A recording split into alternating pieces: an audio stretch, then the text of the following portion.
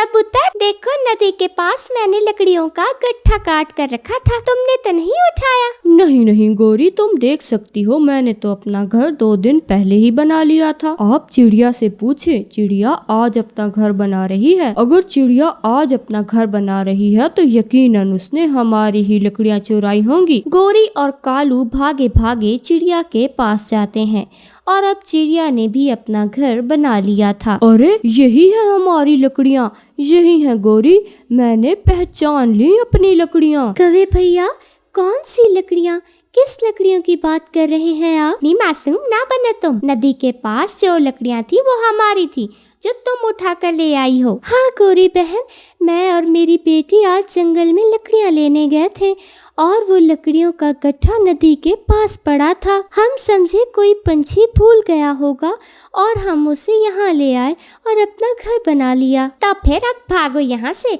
मेरी लकड़ियों का घर बना के बढ़िया करके बैठी हुई हो। गौरी आंटी, हमने बहुत मुश्किल से घर बनाया है, हम आपको नई लकड़ियाँ ला देंगे, प्लीज हम आपसे दरख्वास्त करते हैं, हमसे ये घर ना ले। मैं एक लगाऊंगा, अगर ये लकड़ियाँ हमारी थीं तो ये घर भी हमारा ही होगा। गुड़िया बेटी, गलती हो गई हमसे, अगर वो हमें पता होता कि लकड़ियाँ किसकी हैं तो हम कभी ना उठाते। जो भी है, अब ये घर हमारा है और अब तुम लोग जाकर अपने लिए नया घर बना लो। चिड़िया जानती थी कि गौरी कभी उसकी बात कहाँ मानेगी, इसीलिए वो अपनी बेटी को लेकर वहाँ से चली जाती है।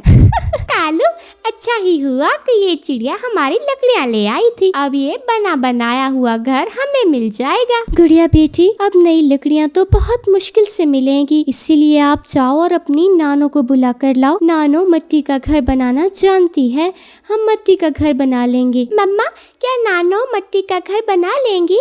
हाँ मेरी बेटी, जाओ उन्हें बुला कर लाओ, वो बना लेंगी। फिर गुड़िया अपनी नानो को बुलाने के लिए चली जाती है। गुड़िया बेटी, कैसे आई हो? आपकी मम्मा तो ठीक है ना? फिर गुड़िया अपनी नानो को सारी बात बताती है। फिर गलती तो तुम लोगों की है ये ना बेटी, तुम लोग किसी की लकड़ियाँ क्यों उठा कर लाए? चले, अब मैं आपके साथ चलती हूँ। फिर गुड़िया अपनी नानो को लेकर अपनी अम्मी के पास चली जाती है। बेटी चुप कर जाओ, मुझे गुड़िया ने सब बता दिया है, तुम परेशान मत हो, मैं अभी तुम्हें पट्टी का घर बना देती हूँ।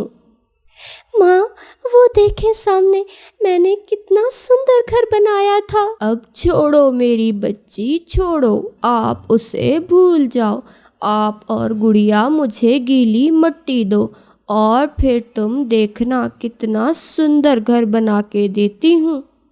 कालू, देखो देखो, अब वो छोटी चिड़िया अपने लिए मिट्टी का घर बना रही है। गौरी, मुझे मिट्टी के घर में रहना बहुत पसंद है। अरे ये कौन सी बड़ी बात है, जब वो मिट्टी का घर बना लेगी तो हम उसे मिट्टी का घर छीन कर ये वाला घर दे देंगे। सारा दिन काम करने के बाद गुड़िया की नानो गुड़िया के लिए एक बहुत ही सुंदर मिट्टी का घर बना लेती है। ये घर देखने में तो सुंदर है मेरी बच्ची, लेकिन बारिश के पानी से ये घर टूट भी सकता है। माँ, हम कुछ दिनों तक लकड़ियाँ लगाकर इस घर को मजबूत कर लेंगे। उसके बाद उनकी नानो वहाँ से चली जाती है। वो माँ बेटी आज बहुत थकी हुई थी, इसीलिए जल्द ही सो जाती हैं। 2-3 दिन ऐसे ही गुजर जाते हैं। फिर एक दिन गौरी कालू से कहती है, कालू, चिड़िया का मिट्टी का घर इस गर्मी में बहुत ठंडा होगा, चलो जाकर उससे वो छीन लेते हैं। फिर कौवा और कौवी रानो चिड़िया के पास जाते हैं। चिड़िया, हमें बहुत अफसोस है कि तुम लोग मिट्टी के घर में रह रहे हो, तुम लोग ऐसा करो, मिट्टी का घर हमें दे दो और तुम लोग अपने लकड़ियों के घर में जाकर रह लो। नहीं, हम ऐसा नहीं करेंगे। मगर मम्मा चिड़िया तो जानती थी कि वो लकड़ियों का घर बहुत मजबूत है और ये मिट्टी का घर बारिश के पानी से टूट जाएगा। ये घर बहुत सुंदर है, अगर आपको ये अच्छा लगा है तो आप ये ले लें और हमें वो लकड़ियों वाला घर ले दें, मगर हम वो घर अब आपको वापस नहीं करेंगे। ठीक है, ठीक है। फिर चिड़िया अपनी बेटी को लेकर लकड़ियों के घर में चली जाती है। शाम हो जाती है और बारिश भी आती है और कौवा और कौवी का मिट्टी का घर टूट कर गिर जाता है। हाय कालू, मैं तो मर गई, मेरा पंख टूट गया। गौरी, मेरी तो टांग टूट गई है। हमें किसी बुरे काम की सजा मिली है। जो हमने चिड़िया के साथ किया, हमें उसी की सजा मिली है।